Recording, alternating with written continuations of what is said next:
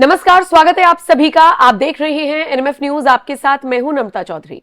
महाराष्ट्र में महानगर पालिका के जो चुनाव चल रहे हैं, खासकर अगर बात की जाए बीएमसी की, तो 15 तारीख में चुनाव होना है, 16 में रिजल्ट आएगा। और उससे पहले जो तस्वीर महाराष्ट्र से निकलकर सामने आ रही है वो सबको चौंका रही है।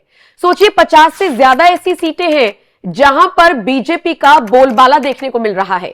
कुछ ऐसी सीटें हैं जहां पर बीजेपी के प्रत्याशी निर्विरोध जीत रहे हैं क्योंकि उनके सामने किसी ने नामांकन ही दाखिल नहीं किया है। ऐसे में जब रिजल्ट आएगा तो रिजल्ट क्या होगा ये सबको पता है। बीजेपी इन स्थानीय निकाय चुनाव में जबरदस्त प्रदर्शन कर रही है, लेकिन सबकी नजरें अब बीएमसी पर टिकी हैं कि ये वाली जो महानगर पालिका है ये किसके पास जाएगी। इसको लेकर जब हम ग्राउंड जीरो पर जाकर लोगों से बात करते हैं तो अधिकतर लोग बीजेपी का समर्थन करते हुए नजर आते हैं और देवेंद्र फडणवीस के काम से खुश होते हुए नजर आते हैं।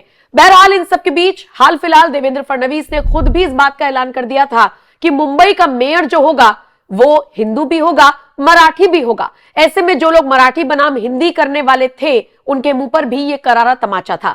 इसी तरीके से महायुति की सरकार तमाम फैसले ले रही है जिससे जनता खुद को कनेक्टेड महसूस कर रही है। लेकिन इन सबके बीच आज आपको एक बड़ी खबर बताने जा रही है और खबर बड़ी दिलचस्प है।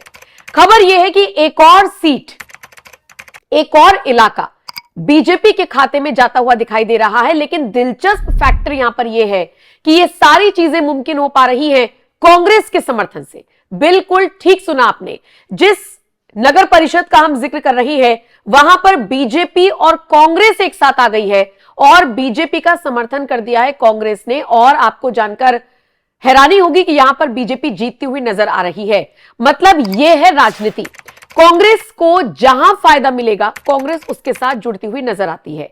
इस बार ठाकरे ब्रदर्स ने कांग्रेस को अलग थलग कर दिया तो कांग्रेस बाकी छुटभैया दलों को चुन रही है। और खबर तो यह भी मिल रही है कि कुछ कुछ सीटों पर कांग्रेस ने उम्मीद जताई कि वो बीजेपी के साथ मिलकर लड़ ले। इसी से आप अंदाजा लगा सकते हैं कि कांग्रेस महाराष्ट्र में कहीं पर भी अपना वर्चस्व लहराने के लिए कितनी डेस्परेट नजर आ रही है।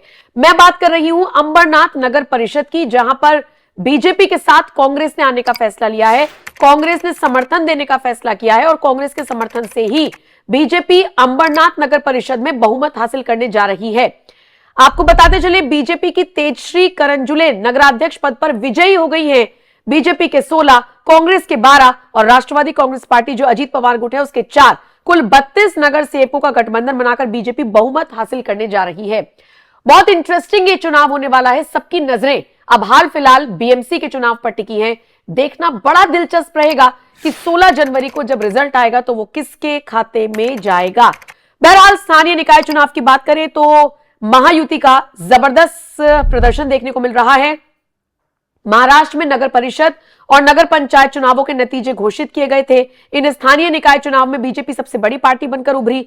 288 नगर परिषद और 207 नगर पंचायतों में अध्यक्ष पद पर जीत हासिल की। जबकि अगर आप बात करेंगे गठबंधन की तो वो भी बहुत अच्छा, मतलब बीजेपी के साथ साथ जो पूरा गठबंधन है वो भी अच्छा प्रदर्शन करता हुआ नजर आया है। अब मैंने आपको एक और सीट के बारे में बताया, एक और नगर परिषद के बारे में बताया जहां पर कांग्रेस की मदद से बीजेपी आगे बढ़ती हुई नजर आई है। और अब सबकी नजरें बीएमसी पर, जिसके लिए चुनाव होगा 15 को, नतीजे आएंगे 16 को। सबकी नजरें अगले शुक्रवार पर रहेंगी जब नतीजे आएंगे और किसका कब्जा होगा ये देखने वाली बात होगी। फिलहाल इस खबर पर आपकी राय क्या है, कमेंट सेक्शन में अपनी राय जरूर दें।